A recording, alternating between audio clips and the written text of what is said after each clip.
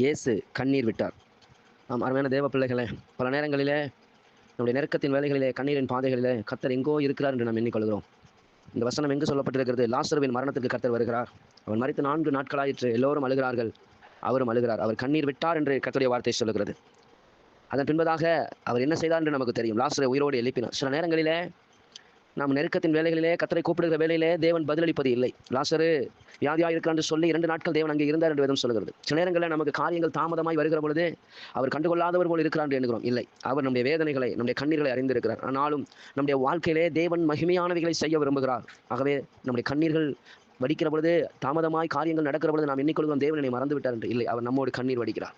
அவர் நம்மோடு துக்கப்படுகிறார். அது மாத்திரமல்ல, அதன் நடுவிலே தேவன் நம்முடைய வாழ்க்கையில் கடந்து வந்து அற்புதங்களை செய்கிறார். ஆகவே உங்களுக்காக உங்கள் கண்ணீரை துடைக்கிற, உங்களுக்காக கண்ணீர் வடிக்கக்கூடிய ஒரு கர்த்தர் உண்டு. வெறும் கண்ணீர் வடித்து விட்டு கடந்து போகிறவர் அல்ல. அந்த கண்ணீரின் பள்ளத்தாக்கில் உங்களை தூக்கி எடுத்து அதை களிப்பான நீரூற்றுகளாய் மாற்றுகிறவர். ஆகவே சந்தோஷமாயிருங்கள்.